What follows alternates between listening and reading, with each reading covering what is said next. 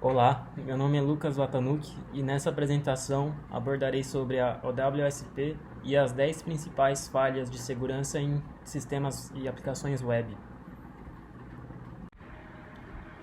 Bom, a OWASP significa Open Web Application Security Project e é uma entidade sem fins lucrativos com reconhecimento internacional que cria e disponibiliza artigos, metodologias, documentações, algumas ferramentas e tecnologias na área de segurança da informação, e tudo de maneira gratuita.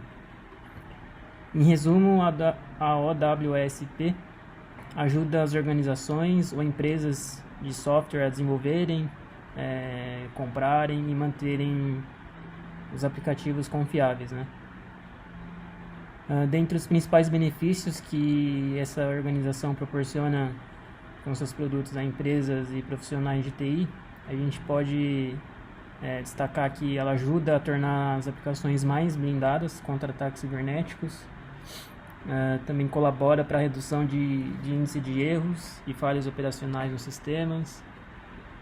Ela também contribui para uma codificação ainda mais forte, né, em termos de criptografias e tudo mais.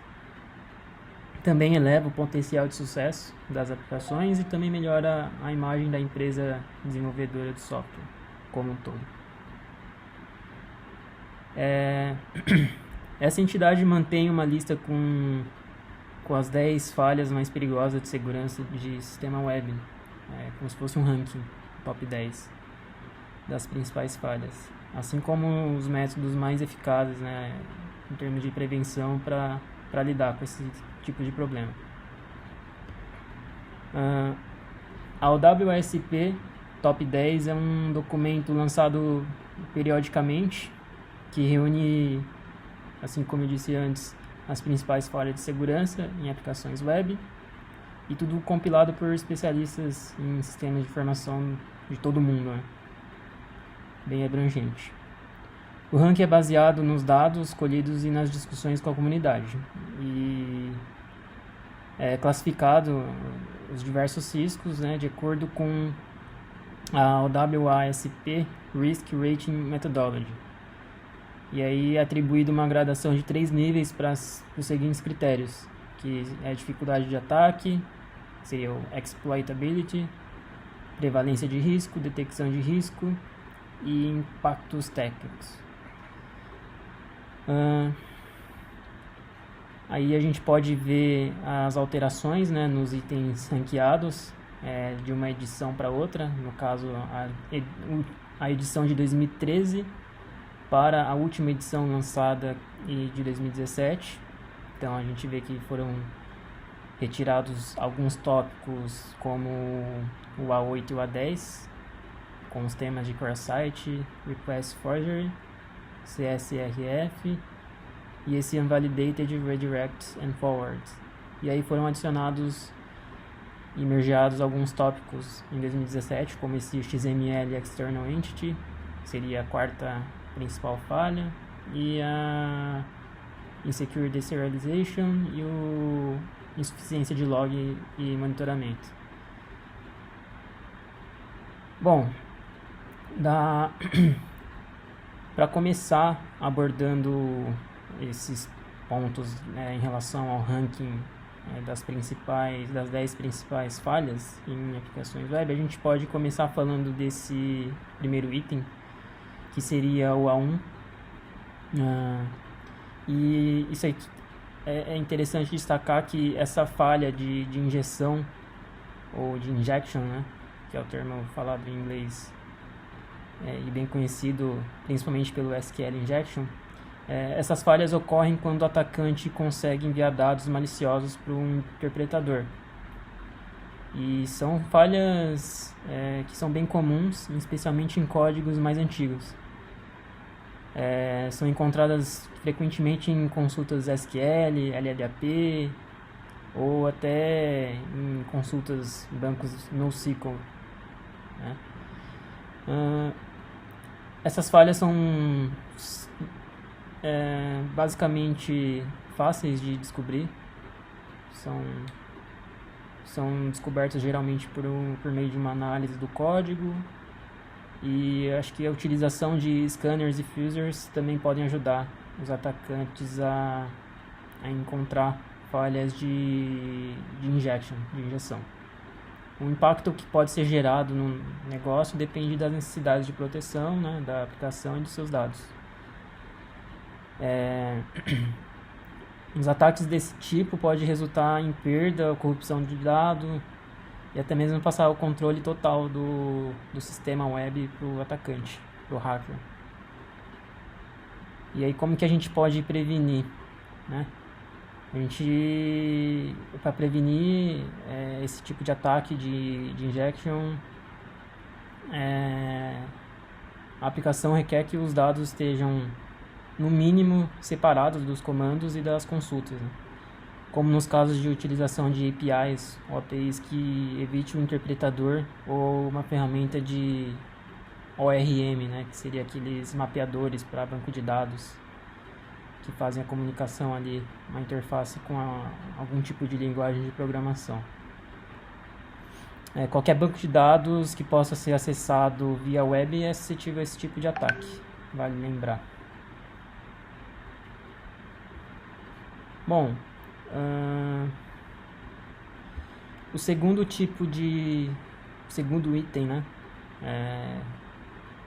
desse ranking, que seria o A2, que é a quebra de autenticação. Os usuários podem se apoderar ou comprometer a autenticação por chaves, senhas, cookies e também até obter acessos não autorizados. Para esses ataques, geralmente são usadas técnicas de teste exaustivo, brute force, né, ou força bruta, e de dicionário, bem como acesso a contas padrão de administrador. O impacto, dependendo do domínio ou da conta que o atacante venha ter acesso, pode permitir até mesmo uma lavagem de dinheiro, roubo de identidade e revelação de informações sensíveis, né, que acarretaria um prejuízo enorme, dependendo do que o atacante for fazer, né, com essas informações. E para prevenir esse tipo de ataque, a gente pode usar uma autenticação de 2 fatores, e com isso a gente evita o uso automático de testes exaustivos, brute force, alteração de senha que vem definido como padrão, ou até mesmo limitando a quantidade de tentativas de autenticação.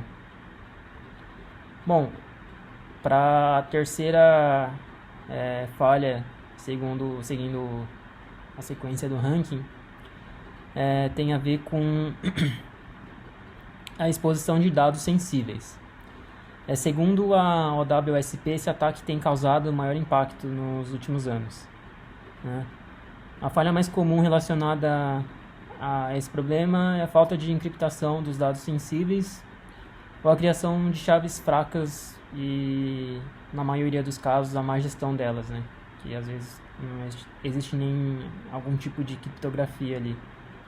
E o impacto gerado por esse tipo de exposição pode ser muito grande, porque essa falha compromete dados sensíveis de informações pessoais, como cartão de crédito, credenciais, registros médicos, pode ser, né, também, e os quais requerem proteção de acordo com cada legislação ali, né, vigente, de regulamentação, né, de proteção dos dados.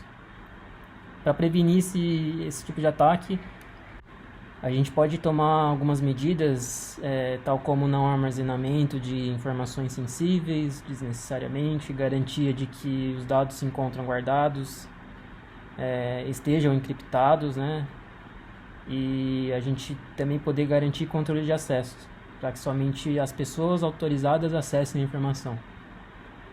E exemplos de aplicativos que estão sujeitos a esse tipo de ataque, qualquer site que necessite de autenticação para acessar dados que não seja classificado como público, é um exemplo. Seguindo para o quarto item do ranking, tem a ver com entidades externas de XML.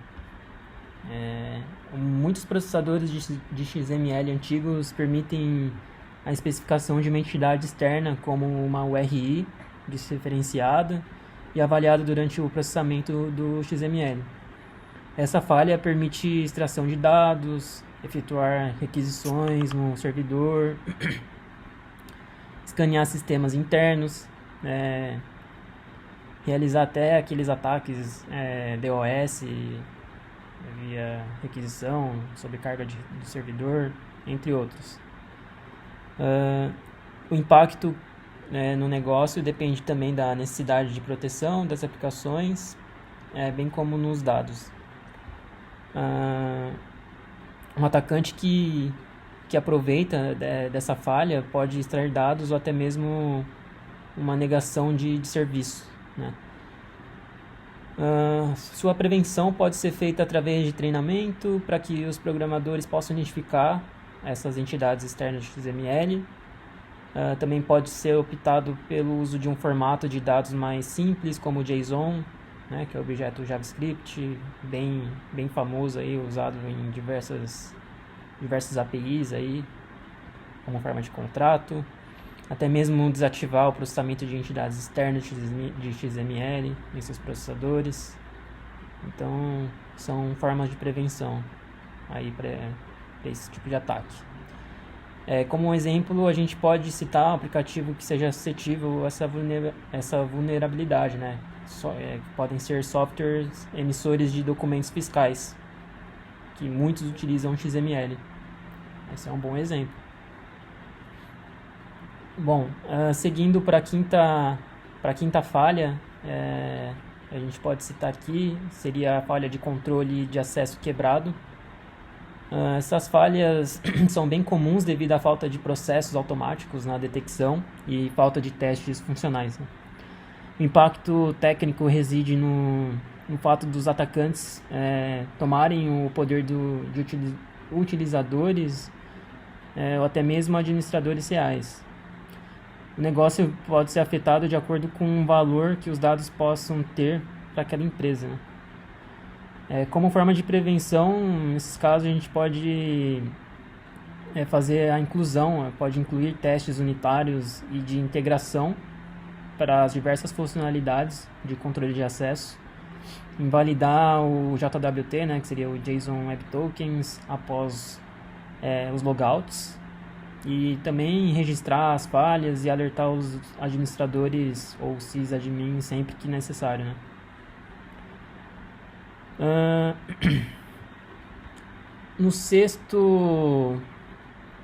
Na sexta falha, que tem a ver com configurações de segurança incorreta, ou melhor, configurações de segurança incorretas, elas podem ocorrer em qualquer nível de comando de camada aplicacional, incluindo serviço de comunicação, plataforma, servidor web, entre outros. Utilização de scanners automatizados são úteis na detecção dessas falhas. Como a maior parte das falhas que a gente citou anteriormente, o impacto do negócio depende da necessidade de proteção dos dados e suas aplicações. Essa falha concede aos atacantes ou hackers o acesso não autorizado aos dados e às funcionalidades, o que compromete bastante o sistema, né? E para prevenir isso, pode ser feito através da utilização de processos automatizados para verificar a eficácia das configurações e definição em todos os ambientes. E seria também ideal uma arquitetura segmentada, né, mais segmentada, que garanta uma separação mais efetiva e segura entre os componentes ou os módulos do sistema. Um exemplo para esse tipo, né, de falha, um cenário, seria a configuração do servidor aplicacional gerando mensagens de erro detalhada, incluindo, por exemplo, a informação de execução, stack trace. Isso expõe potencialmente a informação ou informações sensíveis e falhas em versões de componentes vulneráveis. O próximo item, o A7, é uma falha relacionada a cross-site scripting. Que exatamente é isso, né? Esse tipo de falha é o segundo com maior risco no top 10 da OWASP. E segundo ele, cerca de 2/3 das aplicações são vulneráveis a esse tipo de ataque. Atualmente existem ferramentas disponíveis capazes de encontrar esse tipo de problema em tecnologias bem populares como JavaScript, .NET, PHP, entre outros, né? O impacto do XSS, ou melhor, o Cross-Site Scripting, é considerado moderado para os tipos Reflected e DOM XSS, porém é mais severo para o Stored XSS, onde a execução remota do código no navegador da vítima permite ao atacante roubar credenciais, sessões, até mesmo infectar a máquina da vítima com malwares, por exemplo. E como que a gente pode prevenir isso? Com a utilização de frameworks que ofereçam essa proteção, um tratamento adequado das informações não confiáveis em requisições HTTP, ou uma adição de um CSP, que seria um Content Security Policy, para uma mitigação desse tipo de ataque de XSS.